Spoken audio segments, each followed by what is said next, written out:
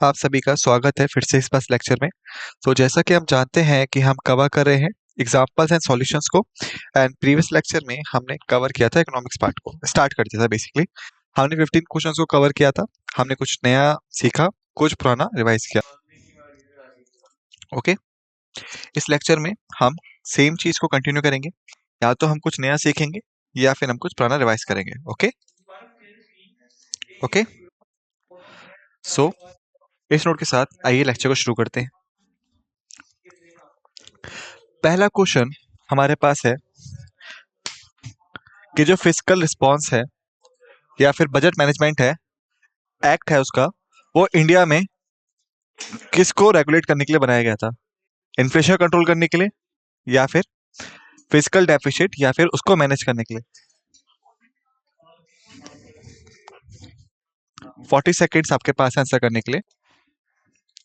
Okay, option में शुरू होता है आप 1 2 3 4 5 6 7 8 9 10 11 12 13th 14th 15th 16th 17th 18th 19th 20 21 22 23 24 25 26 27 28 29 30 31 32 33 34 35 36 37 38 39 40। The times up. Correct answer इसका सी। तो बेसिकली ये जो एक्ट है, इसको शॉर्ट में हम FRBM के नाम से जानते हैं। बेसिकली ये पास हुआ था आपका 2003 में। किसके लिए? इंटर जनरेशनल इक्विटी के लिए, फॉर इंटर जनरेशनल इक्विटी के लिए। और इंटर जनरेशनल इक्विटी का क्या मतलब हुआ? सो बेसिकली इसका मतलब हुआ कि सभी रिसोर्सेज जो हैं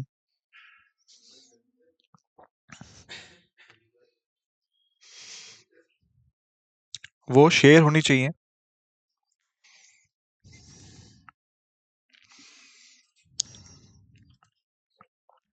नेक्स्ट जनरेशन के साथ में, जो कि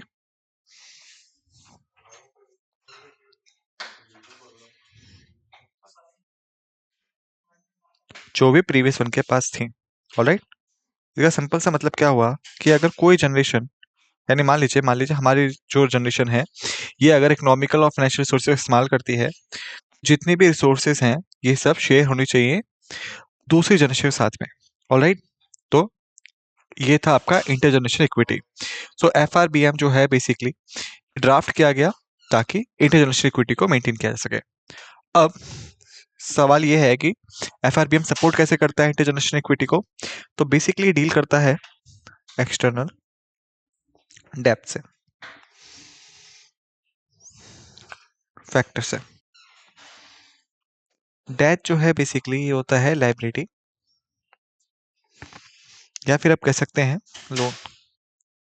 जो भी अमाउंट बोरो किया गया है आउटसोर्स से, या फिर गवर्नमेंट जो है वो लायबल है उसको रिपे करने के लिए, बेसिकली होता है एक्सटर्नल डेथ।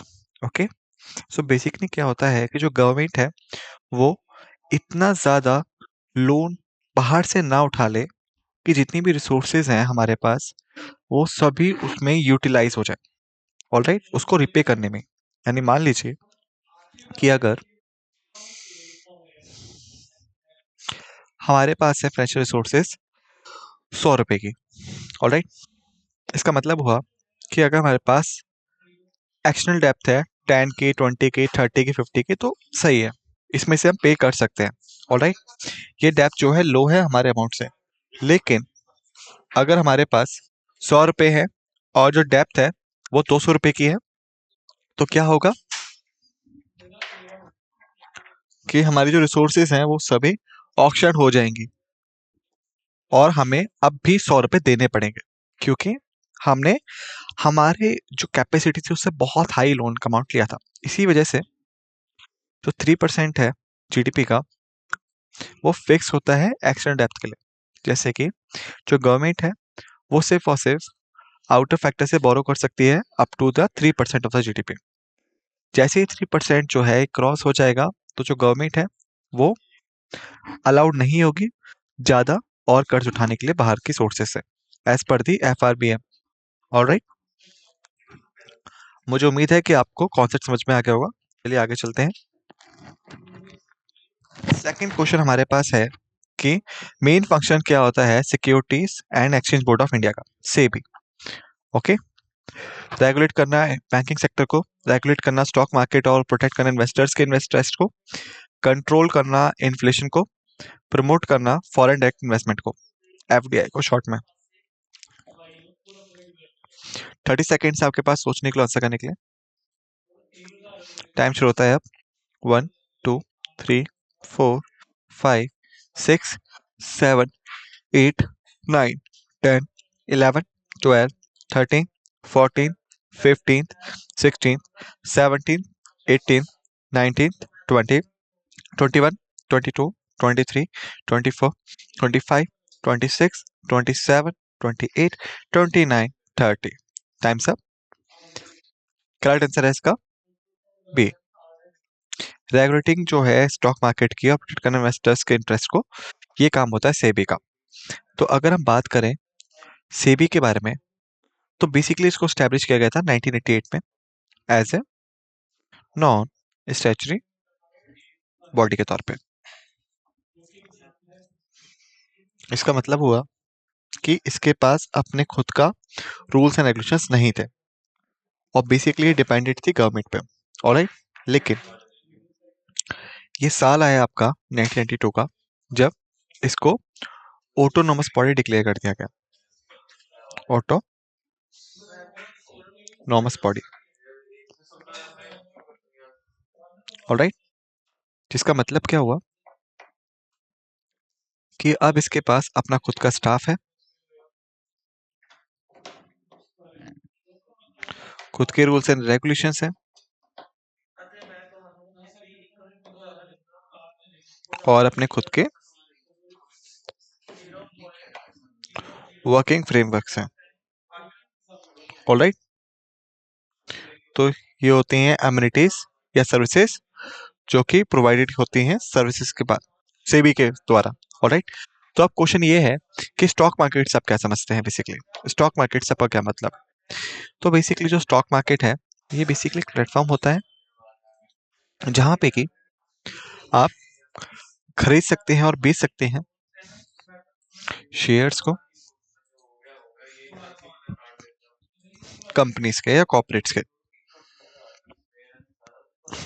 ऑलराइट, तो जो स्टॉक मार्केट है बेसिकली प्लेटफॉर्म होता है जहां से आप खरीद सकते हैं और बेच सकते हैं शेयर्स को कंपनीज के। क्वेश्चन अब ये है कि शेयर से आप क्या समझते हैं, कि शेयर का मीनिंग क्या है। चलिए इसको समझते हैं।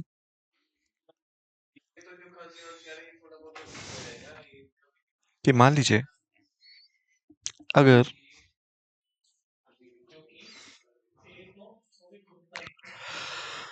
मैं कोई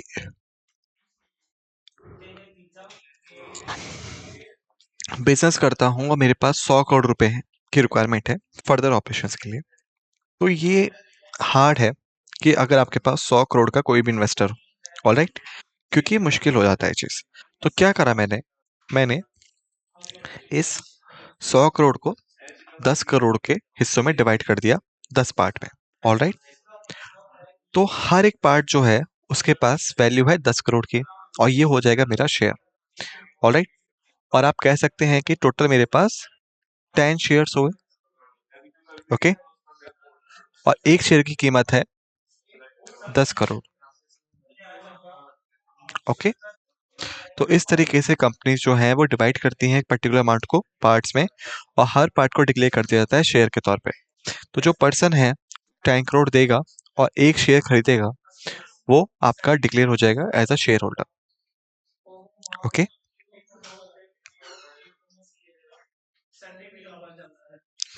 और जितनी भी एक्टिविटीज हैं बेसिकली ये दो एरियाज में होती हैं। पहला होता है Bombay stock exchange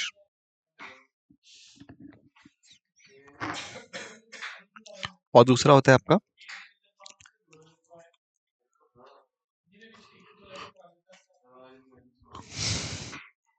national stock exchange, okay. और सेबी को बेसिकली डिजाइन करा गया है इस पर्टिकुलर थिंग के लिए।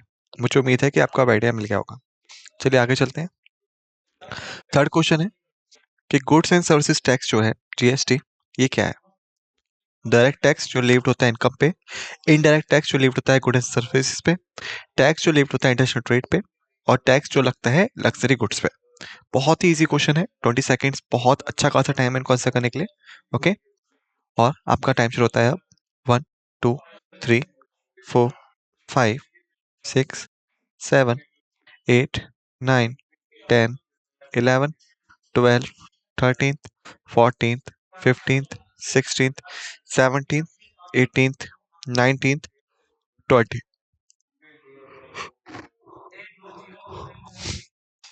तो करेक्ट आंसर है हमारा बी। इनडायरेक्ट टैक्स जो है वो लगता है गुड्स एंड सर्विसेज पे। तो बेसिकली मैं आपको बता चुका हूँ, जीएसटी जो है वो इंट्रोड्यूस हुआ था आपका 2017 में, ओके। तो बेसिकली क्या होता है कि यहाँ पे इसको इंट्रोड्यूस किया गया इरेडिकेट करने के लिए इनडायरेक्ट टैक्सेस को, और कंपाइल करने के लिए एक ही टैक्स को फॉर गुड्स एंड सर्विसेज। तो इन डिटेल्स को याद रखिएगा। चलिए आगे चलते हैं। फोर्थ क्वेश्चन हमारे पास है कि इनमें से कौन सी गवर्नमेंट वेलफेयर प्रोग्राम एम्ड है प्रोवाइड करने पे subsidise food grains to eligible beneficiaries? Mahatma Gandhi national rural employment guarantee act, MNREGA in short, Pradhan Mantri Jan Dhan Yojana, PMJDY, public distribution system PDS, या फोर्थ स्वच्छ भारत अभियान, क्लीन इंडिया मिशन। 30 सेकेंड्स आपके पास सोचने के लिए, आंसर करने के लिए। समय शुरू होता है अब। 1 2 3 4 5 6 7 8 9 10 11 12 13 14 15 16 17 18 19 20 21 22 23 24 25 26 27 28 29 30। आंसर है सी। तो जो पीडीएस है बेसिकली, इसको इंट्रोड्यूस किया गया था काउंटर करने के लिए फूड इन्फ्लेशन को, और प्रोटेक्ट करने के लिए दी,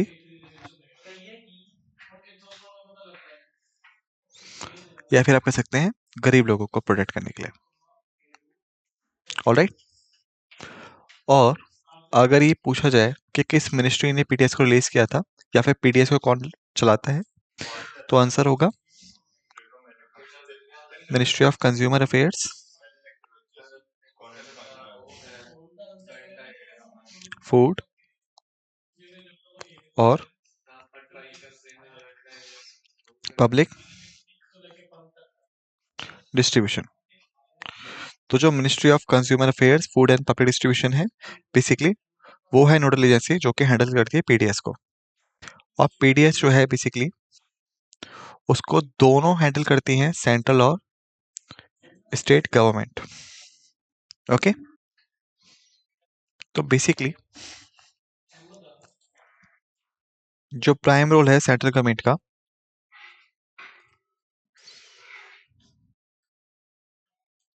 वो है रोक के रखना खाने को, होल्ड द फूड स्टोरेज में, और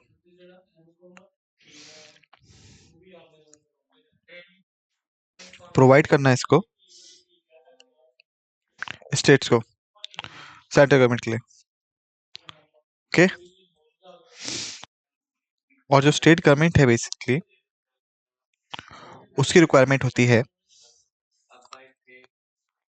कि वो आइडेंटिफाई करे बेनिफिशियरीज को, ऑलराइट। तो इन डिटेल्स को याद रखिएगा। फिफ्थ क्वेश्चन हमारे पास है, वो है मॉनेटरी पॉलिसी कमेटी के बारे में। एमपीसी जो है इंडिया में, वो रिस्पॉन्सिबल है किस चीज के लिए? फर्स्ट है फॉर्मुलेट करने के लिए फिजिकल पॉलिसी को, सेकंड है इम्प्लीमेंट करने के लिए एग्रीकल्चर रिफॉर्म्स को, सी है रेगुलेट करने के लिए बैंकिंग सेक्टर को, डी है फॉर्मुलेट करने के लिए और इम्प्लीमेंट करने के लिए मॉनेटरी पॉलिसी को। 30 सेकेंड्स आपके पास सोचने के लिए, आंसर करने के लिए। समय शुरू होता है अब।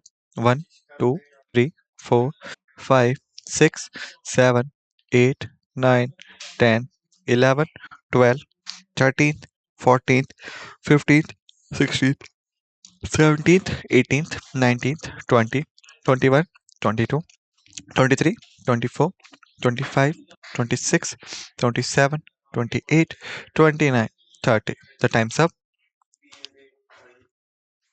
करेक्ट आंसर है इसका डी, फॉर्मुलेट करने के लिए, इम्प्लीमेंट करने के लिए मॉनेटरी पॉलिसी को। तो बेसिकली अगर हम बात करें एमपीसी के बारे में, तो ये होती है committee reserve Bank of India की,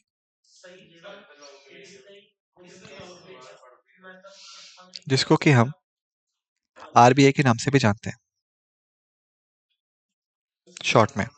ओके। और बेसिकली जो मॉनेटरी पॉलिसी कमेटी है वो मेंशन है आर्टिकल 45 ZB में, किसके, आरबीआई एक्ट 1934 में। ऑलराइट, तो इसको याद रखिएगा। अगर हम बात करें कंपोजिशन के बारे में, तो बेसिकली कंप्राइज करता है 6 मेंबर्स को टोटल। ऑलराइट, जिसमें से कि 3 मेंबर्स जो हैं आपके, वो होते हैं बेसिकली आपके आरबीआई ऑफिसर्स। ऑलराइट, और जो 3 मेंबर्स हैं आपके, बाकी 3 मेंबर्स वो होते हैं आपके नॉमिनेटेड पर्सन्स गवर्नमेंट के द्वारा। ऑलराइट,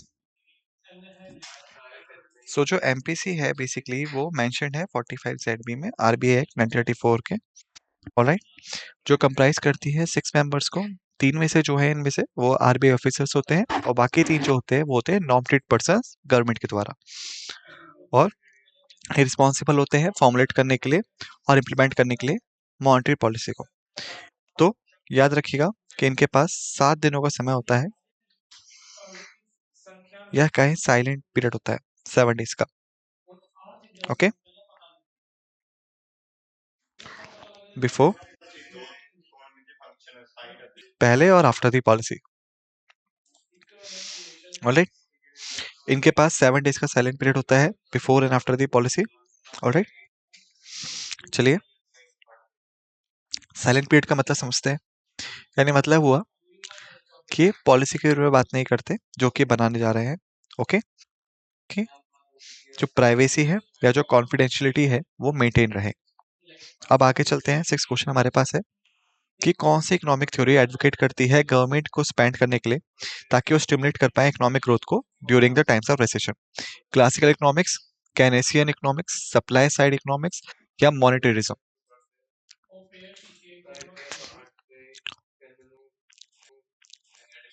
30 सेकेंड्स आपके पास सोचने के लिए, आंसर करने के लिए। टाइमर शुरू होता है अब।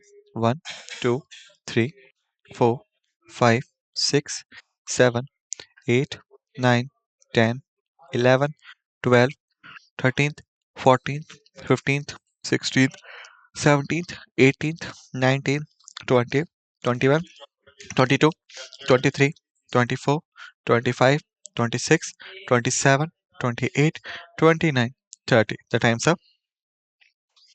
करेक्ट आंसर इसका बी, केनेसियन इकोनॉमिक्स। ओके, तो चलिए समझते हैं कि केनेसियन इकोनॉमिक्स आंसर क्यों होगा। पहली चीज, हमें क्लासिकल इकोनॉमिक्स समझना पड़ेगा। इसके लिए क्लासिकल इकोनॉमिक्स जो है बेसिकली वो डिफाइन करती है कैपिटलिज्म को, जिसका सिंपल सा मतलब क्या हुआ कि जो गवर्नमेंट है वो इंटरफेयर नहीं करनी चाहिए, और जो मार्केट फोर्सेस है डिमांड एंड सप्लाई की, वो डिफाइन करेंगे मार्केट को।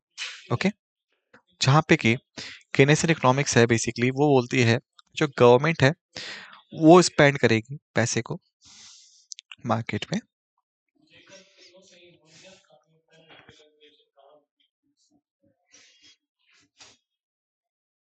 मार्केट में, ताकि यहाँ पे आ सके आपका लोगों के जेब में पैसा, और लोग जो हैं वो चीज़ों को खरीद सके, ताकि जो डिमांड है और इकोनॉमी है वो ग्रो हो सके।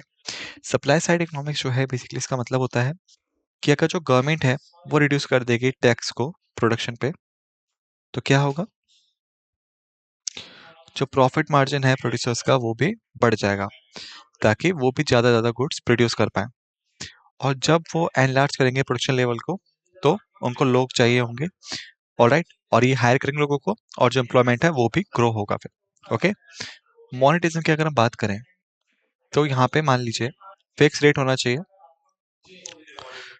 मनी का मार्केट में इकोनॉमी को प्रोटेक्ट करने के लिए। अब हमने सभी चीज को डिस्कस कर लिया।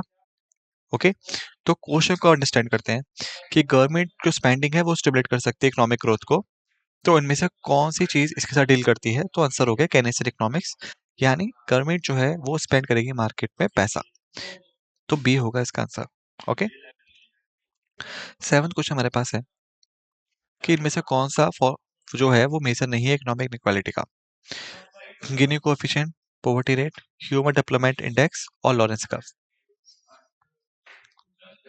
20 सेकेंड्स आपके पास सोचने के लिए, आंसर करने के लिए। टाइम शुरू होता है अब। 1 2 3 4 5 6 7 8 9 10 11 12 13 14 15 16 17 18 19 20। Times up. करेक्ट आंसर है इसका सी, HDI, ह्यूमन डेवलपमेंट इंडेक्स। तो बेसिकली ये आपका ओनली ऑप्शन होता है जो कि डील करता है progressiveness of human nature,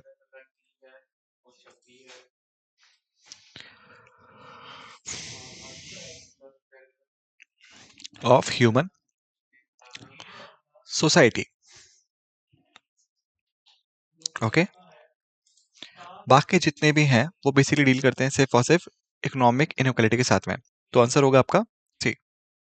okay, eighth question हमारे पास है, जो रूरल एम्प्लॉयमेंट जनरेशन प्रोग्राम है REGP इंडिया में, वो एम करता है किस चीज पे, सेल्फ एम्प्लॉयमेंट अपॉर्चुनिटीज को प्रमोट करता है रूरल एरियाज में, फाइनेंशियल असिस्टेंस देता है अर्बन अनएम्प्लॉयमेंट यूथ को, एनकरेज करता है इंडस्ट्रियल ग्रोथ को अर्बन सेंटर्स में, इंप्रूव करता है एग्रीकल्चर प्रोडक्टिविटी को। टाइम शुरू होता है अब। 1 2 3 4 5 6 7 8 9 10 11 12 13 14 15 16 17 18 20 21 22 23 24 25 26 27 28 29 30।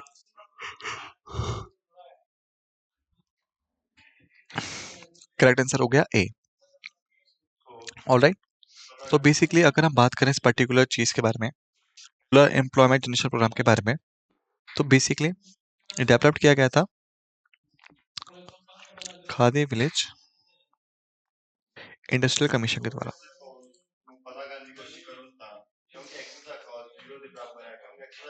ऑलराइट, जिसको हम KVIC के नाम से भी जानते हैं शॉर्ट में। ऑलराइट, और जो साल था आपका वो था 1985। तो जो मेन एम था इस पर्टिकुलर स्कीम का वो था प्रमोट करने के लिए सेल्फ एम्प्लॉयमेंट अपॉर्चुनिटीज के लिए रूरल एरियाज में, और लगभग 20 मिलियन जॉब्स को, सॉरी 2 मिलियन कर लीजिएगा इसको, तो ये था पर्टिकुलर एम। ऑलराइट, तो इन डिटेल्स को याद रखिएगा। चलिए आगे चलते हैं। नाइन्थ क्वेश्चन हमारे पास है, जो ग्रीन रेवोल्यूशन है इंडिया में वो मेनली फोकस थी किसका प्रोडक्शन इंक्रीज करने में। मैं आपको बता चुका हूँ कई बार, तो मुझे लगता है 20 सेकेंड जो है वो more than the enough time है इसको आंसर करने के लिए। समय शुरू होता है अब। 1 2 3 4 5 6 7 8 9 10 11 12 13 14 15 16 17 18 19 20। Times up.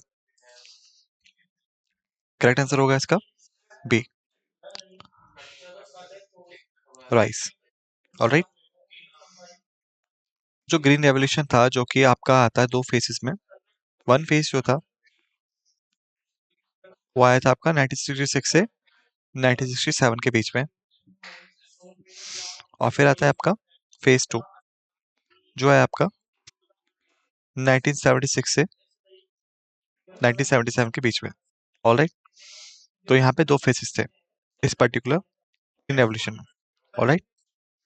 अब 10th क्वेश्चन है हमारे पास कि, सॉरी इससे पहले क्वेश्चन और है कि ग्रीन रेवोल्यूशन का फादर कौन थे, तो वो थे M S Swaminathan. Alright.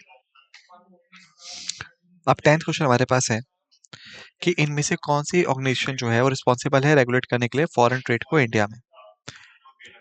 Reserve Bank of India, Ministry of Commerce and Industry, Finance Ministry, या Securities and Exchange Board of India, SEBI in short में। 20 सेकेंड्स आपके पास सोचने के लिए, आंसर करने के लिए समय शुरू होता है अब। 1 2 3 4 5 6 7 8 9 10 11 12 13th 14th 15th 16th 17th 18th 19th 20। Times up. Correct answer है इसका B. Okay. Ministry of finance जो है बेसिकली वो क्या करती है आपकी, वो देखती है रेवेन्यू को, उसके कलेक्शन को और उसके खर्चे को। तो डिफरेंस को याद रखेगा। मिनिस्ट्री ऑफ कॉमर्स इंडस्ट्री जो है बेसिकली वो देखती है फॉरेन ट्रेड को। मिनिस्ट्री ऑफ फाइनेंस जो है बेसिकली ये देखती है रेवेन्यू कलेक्शन एक्सपेंडिचर को। 11th क्वेश्चन हमारे पास है जो इंडेक्स इंडस्ट्रियल प्रोडक्शन का IIP इंडिया में मेजर करता है performance of which sector, agriculture को, मैन्युफैक्चरिंग को, सर्विसेज को और कंस्ट्रक्शन को। 20 सेकेंड्स आपके पास सोचने के लिए, आंसर करने के लिए समय शुरू होता है। 1 2 3 4 5 6 7 8 9 10 11 12 13th 14th 15th 16th 17th 18th 19th 20। Times up. Correct answer है इसका B, manufacturing sector. Okay.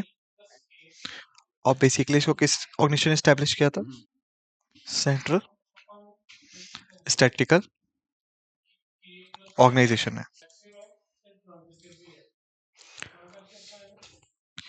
CSO भी कहते हैं इसको हम शॉर्ट में, शॉर्ट में। ओके। और ये है आपकी 1956 है। ऑलराइट। 12th क्वेश्चन अब हमारे सामने है कि national rural employment guarantee act जो है नरेगा गारंटीज करता है how many days of wage employment to rural household in India. 50 दिनों का, 100 दिनों का, 150 दिनों का या 200 दिनों का। 50 सेकेंड्स आपके पास सोचने के लिए, आंसर करने के लिए समय शुरू होता है। 1 2 3 4 5 6 7 8 9 10 11 12 13th 14th 15th 6। Times up. 100 is correct answer है। ओके। अनस्किल्ड वर्कर्स के लिए, तो उसको याद रखिएगा। ऑलराइट। 13th क्वेश्चन हमारे पास है जो बहुत इजी क्वेश्चन है कि इनमें से कौन सा फॉलोइंग जो है एग्जांपल है डायरेक्ट टैक्सेस का इंडिया में, GST, corporate tax, excise duty या कस्टम ड्यूटीज। बहुत ईजी है। 20 सेकंड से आप 15 सेकंड से बेसिकली आपके पास सोचने के लिए, आंसर करने के लिए समय शुरू होता है। 1 2 3 4 5 6 7 8 9 10 11 12 13 14 15। Times up. करेक्ट आंसर हो गया कॉर्पोरेट टैक्स, क्योंकि ये डायरेक्टली इम्पोज होता है आपका कॉर्पोरेट्स पे, उनकी इनकम्स पे। ये डायरेक्टली इम्पोज होता है कॉर्पोरेट्स की इनकम पे, इसलिए ये हुआ गया कॉर्पोरेट टैक्स का only example, sorry direct taxes का। 14th क्वेश्चन हमारे पास है प्रोजेक्ट सक्षम, जो कि इंडियन गवर्नमेंट ने लॉन्च किया था। इसका एम क्या है? डिजिटल लिटरेसी को प्रमोट करना, एग्रीकल्चर सेक्टर को इंप्रूव करना, रोड इंफ्रास्ट्रक्चर को एनहांस करना, मेक इन इंडिया को कैशलेस इकोनॉमी बनाना। 20 सेकेंड्स आपके पास सोचने के लिए, आंसर करने के लिए। समय शुरू होता है। 1 2 3 4 5 6 7 8 9 10 11 12 13th 14th 15th 16th 17th 18th 19th 20। Times up. Correct answer इसका ए। 15th क्वेश्चन हमारे पास है, जनधन योजना जो है प्राइमरीली एम्स करती है प्रमोट करने पे सैनिटेशन और हाइजीन को, इंक्रीज करने के लिए फाइनेंशियल इंक्लूजन को, provide health insurance to the poor, या इंप्रूव एग्रीकल्चरल प्रोडक्टिविटी। फिर से 20 सेकंड आपके पास सोचने के लिए, आंसर करने के लिए। समय शुरू होता है। 1 2 3 4 5 6 7 8 9 10 11 12 13th 14th 15th 16th 17th 18th 19th 20। Times up. Correct answer है इसका बी, इंक्रीज फाइनेंशियल इंक्लूजन। तो बेसिकली ये एम करता है ओपन करने के लिए बैंक अकाउंट्स को। और किस तरह के बैंक अकाउंट्स? Zero balance.